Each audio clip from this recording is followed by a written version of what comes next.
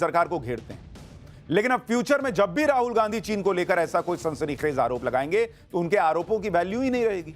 वैसे भी अभी कोई ज्यादा नहीं थी, ऐसा नहीं कि पब्लिक भरोसा कर ली थी कि राहुल गांधी कह रहे हैं तो चीन ने जमीन कब्जा ली, लेकिन अब और वैल्यू घट जाएगी। शायद उनके आरोपों को बहुत गंभीरता से कोई ले भी ना पाए, क्योंकि अब तो सीधे सीधे सुप्रीम कोर्ट ने राहुल गांधी की पॉलिटिकल स्टंट को धुआं धुआं कर दिया। सुप्रीम कोर्ट में और क्या हुआ आपको जानना चाहिए। राहुल गांधी के बयान पर नाराजगी जताते हुए सुप्रीम कोर्ट ने कहा कि अगर आप सच्चे भारतीय होते तो आप ये सब नहीं कहते। कोई सच्चा भारतीय ऐसी बात नहीं कहेगा, ये कोर्ट ने कहा। इस पर राहुल गांधी का पक्ष रखने वाले वरिष्ठ वकील अभिषेक मनु सिंघवी ने कहा कि यह भी संभव है कि एक सच्चा भारतीय कहे कि हमारे 20 जवानों को पीटा गया, मारा गया, और यह बहुत गंभीर विषय। इस पर सुप्रीम कोर्ट ने पूछा कि जब बॉर्डर पर तनाव हो तो दोनों साइड से नुकसान होना क्या कोई अप्रत्याशित बात है क्या? यही बात ऑपरेशन सिंदूर के वक्त भी कही गई ना कि युद्ध हो रहा है, क्या भारत का नुकसान नहीं हो सकता, सिर्फ पाकिस्तान का होगा। लेकिन राहुल गांधी को जानना था कि कितने राफेल गिरे, ये बताइए।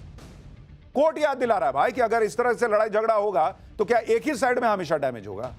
अभिषेक मनु सिंघवी ने कहा कि राहुल गांधी सिर्फ अपना पॉइंट रख रहे थे, जो सूचना दबाई जा रही है उसके प्रति अपनी चिंता जता रहे हैं। सिंघवी ने कहा कि अगर नेता विपक्ष कोई मुद्दा नहीं उठा पाएंगे तो फिर यह बहुत दुर्भाग्यपूर्ण स्थिति हो जाएगी। अगर वो प्रेस में छपी बातों को नहीं कह सकते तो फिर उनके नेता प्रतिपक्ष होने का क्या मतलब।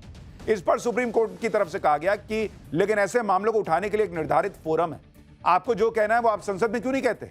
आपको यह सब सोशल मीडिया पोस्ट में ही क्यों कहना है? बहस के दौरान अभिषेक मनु सिंघवी ने भी माना कि राहुल गांधी अपनी बातों को और बेहतर तरीके से रख सकते थे, लेकिन साथ ही उन्होंने यह भी कहा कि आप किसी को इस तरह मानहानि के आरोपों से परेशान नहीं कर सकते। राहुल गांधी को परेशान किया जा रहा है। राहुल गांधी के खिलाफ लखनऊ में केस दर्ज किया गया है। उस केस पर रोक लगाने की याचिका पर सुप्रीम कोर्ट ने सुनवाई की। इससे पहले इलाहाबाद हाईकोर्ट ने केस पर रोक लगाने से इनकार कर दिया था। सुप्रीम कोर्ट ने फिलहाल लखनऊ कोर्ट की सुनवाई पर रोक लगा दी है। इस मामले में यूपी सरकार और शिकायतकर्ता से जवाब दाखिल करने के लिए कहा गया। राहुल गांधी के चीन पर दिए गए जिस बयान को उनके वकील कोर्ट में डिफेंड कर रहे थे, उसे लेकर तो राहुल गांधी खुद ही कंफ्यूज है। राहुल गांधी ने कई मौकों पर यह दावा किया है कि चीन ने भारत की जमीन पर कब्जा कर लिया, लेकिन उनके दावों में कोई समानता नहीं है। कभी कहते हैं कि चीन ने भारत की 2000 स्क्वायर किलोमीटर की जमीन कब्जा ली, कभी कहते हैं 4000 किलोमीटर की जमीन कब्जा ली। पहले तो यही नहीं तय कर पा रहे कि स्क्वायर किलोमीटर है कि किलोमीटर है। कभी कहते हैं कि चीन ने 44,000 स्क्वायर किलोमीटर जमीन कब्जा कर ली, और एक ट्वीट में तो लिख रहे थे कि 1000 स्क्वायर किलोमीटर जमीन चीन ने कब्जा की हुई। अब आप सोचिए, 1000 square kilometre, 2000 square kilometre, 4000 square kilometre या 44,000, और किलोमीटर या स्क्वायर किलोमीटर। राहुल गांधी खुद ही कंफ्यूज है भाई। राहुल गांधी जो अलग अलग डेटा देते हैं भाषण के दौरान, सुनिए आप, देखिए। 4000 किलोमीटर चाइना ने ले लिए हैं और हमारे फॉरेन सेक्रेटरी उनके एम्बेसडर के साथ केक काट रहे हैं। 20 जवान शहीद हुए थे, उनकी शहादत की सेलिब्रेशन हो रही है केक काटकर। You have given China 44,000 square kilometres of land. मगर चाइना के बारे में एक सवाल नहीं पूछा जाएगा। जिन्होंने 2000 स्क्वायर किलोमीटर हिंदुस्तान का उठा लिया, जिन्होंने हिंदुस्तान के 20 जवानों को शहीद किया, जो हमारे जवानों को अरुणाचल प्रदेश में पीट रहे हैं, मैंने कहा हिंदुस्तान की प्रेस मुझसे इनके बारे में एक सवाल नहीं पूछेगी। अब आप बताइए, कोर्ट तो अभी 2000 स्क्वायर किलोमीटर वाले बयान पर ही इनको जो है रगड़ दिया। अभी कोर्ट अगर यह देख ले कि कहीं 4000 किलोमीटर बोलते हैं, कहीं 44,000 स्क्वायर किलोमीटर बोलते हैं, कभी 2000 बोलते हैं, कभी 1000 स्क्वायर किलोमीटर बोलते हैं, तो सोचिए क्या होगा। लेकिन यह राहुल गांधी की पॉलिटिक्स की सीरियसनेस है कि बॉर्डर के मुद्दे पर जो मन में आ रहा है बोल रहे हैं। इधर राहुल गांधी को सुप्रीम कोर्ट से फटकार पड़ी, कोर्ट में राहुल गांधी से सबूत मांग लिए गए तो वो कुछ पेश नहीं कर पाए। इसके बावजूद कांग्रेस राहुल गांधी के समर्थन में नैरेटिव बना रही है। जैसे कांग्रेस नेता जयराम रमेश चीन से बॉर्डर विवाद को लेकर सवालों की लंबी लिस्ट ले आए। कहा कि ये वो सवाल है जिनका जवाब हर सच्चा भारतीय चाहेगा। जयराम रमेश ने पूछा कि क्या यह सच नहीं है कि साल 2020 में यह बात सामने आई थी कि ईस्टर्न लद्दाख में 1000 स्क्वायर किलोमीटर चीन के कंट्रोल में आ गया था, जिसमें से 900 स्क्वायर किलोमीटर डेप्सांग का एरिया है। इसी तरह कांग्रेस नेता सुप्रिया श्रीनेत ने राहुल गांधी का एक वीडियो जारी करते हुए दावा किया कि खुद लद्दाख के लोग कह रहे हैं कि चीन ने 6 से 7 किलोमीटर की जमीन कैप्चर कर ली है, लेकिन यह भी ढंग से डिफेंड नहीं कर पा रहे। अगर 6-7 किलोमीटर की तो राहुल गांधी ने 4000 किलोमीटर क्यों बोला? अगर 1000 स्क्वायर किलोमीटर की तो राहुल गांधी 44,000 स्क्वायर किलोमीटर कैसे बोल रहे थे? यानी सुप्रीम कोर्ट की फटकार के बाद भी कांग्रेस राहुल गांधी को बचाने के लिए इस फैक्ट पर अड़ी है कि मोदी सरकार के राज में चीन ने भारत की जमीन कैप्चर कर ली। लेकिन क्या करेंगे भाई, और क्या कर सकते हैं? जब इतनी फजीहत हो रही है तो किसी तरह डिफेंड करना है। अगर बॉस आपको इतना ही कॉन्फिडेंस था कि जमीन कब्जाई गई है, सबूत थे, तो सुप्रीम कोर्ट में दिखाना देते। सुप्रीम कोर्ट में सबूत रखते नहीं बन रहा था, कोर्ट तो पूछ ही रहा था कि किस आधार पे गए, वहां बोलते। अच्छा मौका था, लेकिन वहां नहीं बोल पाए, फिर सोशल मीडिया पर आए बोलने, क्योंकि वहां लिख के चल दो। सुनिए कांग्रेस सांसद प्रमोद तिवारी राहुल गांधी को कैसे डिफेंड कर रहे हैं। फिर आपको बताता हूं कि राहुल गांधी को कोर्ट से फटकार पड़ने का यह सिलसिला आज का नहीं। देखिए, क्या कहा क्या नहीं कहा मुझे नहीं मालूम है पूरी तरह, इसलिए मैं इस पर कोई प्रतिक्रिया तब तक नहीं दूंगा।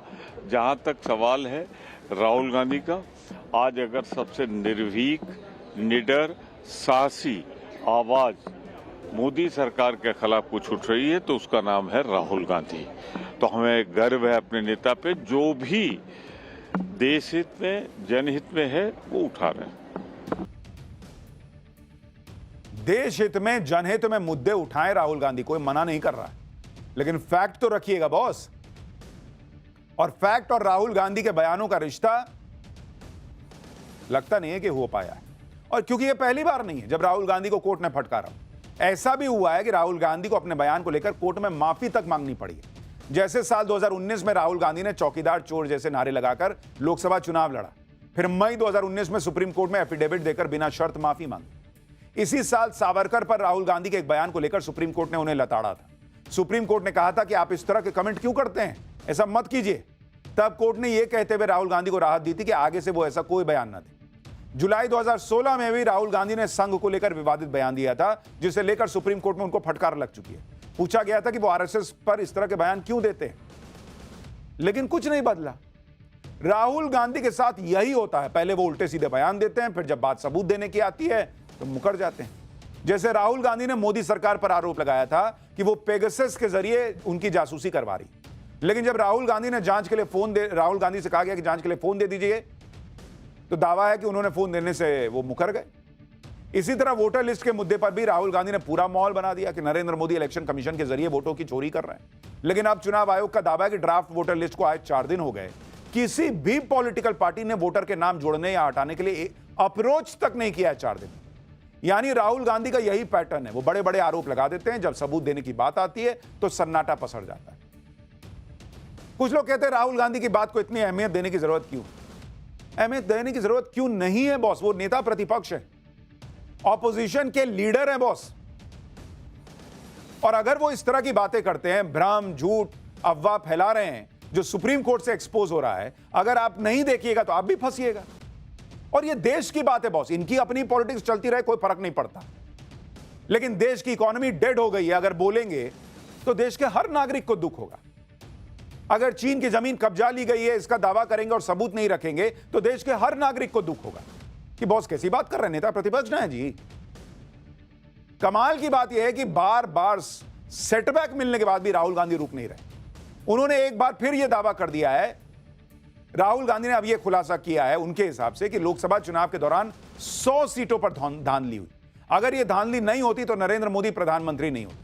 राहुल गांधी कह रहे हैं कि लोकसभा चुनाव में बड़ी गड़बड़ी हुई, उनके पास पक्के सबूत हैं, वो जल्दी ही ऐसा डेटा सामने रखेंगे कि एटम बम की तरह धमाका हो जाएगा। सुनिए राहुल गांधी को एक बार, फिर बताऊंगा कि राहुल गांधी जिसे एटम बम बता रहे हैं उसे कैसे चुनाव आयोग सुतली बम भी मानने को तैयार नहीं। You will see the shockwave that is going to go through the electoral system when we release this data. It's literally like an atom bomb. Because the truth, my friends, is that the election system in India is already dead. Please remember one thing. The Prime Minister of India is the Prime Minister of India with a very slim majority. If 10, 15 seats were rigged, and we suspect actually the number is much closer to 70, 80, 100. If 15 seats were rigged, he would not be the Prime Minister of India. अब राहुल गांधी के बयानों को आप सुनिए तो ऐसा लगता है कि नरेंद्र मोदी चुनाव में धांधली करके प्रधानमंत्री बन गए। वही ये कह रहे हैं और कह रहे हैं कि 70, 80, 100 30 सीट का मार्जिन है। कह रहे हैं कि इतने के करीब सीटें धांधली की गई। बॉस एक बात बताइए कि सीटों में धांधली अगर इतनी आसानी से संभव है तो कोई आदमी धांधली करके 240 सीट लेगा, 272 तो मिनिमम ले लेगा कि कम से कम 272 हो जाए। अगर कोई धांधली हो सकती है तो धांधली करके 240 पे रुक गए। नहीं, इनके हिसाब से कि थोड़ा मजा आएगा, फन आएगा, कि किधर से सपोर्ट आएगा नहीं आएगा, इन लोगों को भी वीडियो बनाने का इनके इकोसिस्टम को मौका मिलेगा कि आज सरकार गिरेगी, कल गिरेगी। और पहले तो कहते थे ईवीएम हैक करके जीतते हैं, आप कह रहे हैं कि वोटर लिस्ट में कुछ करके जीत जाते हैं। राहुल गांधी 2024 के लोकसभा चुनाव में धांधली के मुद्दे पर बड़ा खुलासा करने का एक नया दावा लेके आए। कह रहे हैं कि एटम बम फोड़ देंगे, लेकिन चुनाव आयोग ने उनके दावों को फैक्ट चेक करते हुए उसे फर्जी बता दिया। चुनाव आयोग की तरफ से दिए गए जवाब में कहा गया कि लोकसभा चुनाव की वोटर लिस्ट सभी पार्टियों से शेयर की गई, लेकिन पूरे देश में उसके खिलाफ कांग्रेस की तरफ से बमुश्किल ही कोई शिकायत मिली। चुनाव आयोग ने कहा कि लोकसभा चुनाव के नतीजों के खिलाफ सिर्फ कांग्रेस के 8 उम्मीदवारों ने ही इलेक्शन पिटीशन दाखिल की है। चुनाव आयोग के मुताबिक राहुल गांधी इस तरह का बयान इलेक्शन सिस्टम पर दबाव डालने के लिए दे रहे हैं, धमकी दे रहे हैं, जबकि वो आरोपों को लेकर कोई अपील दाखिल नहीं करते।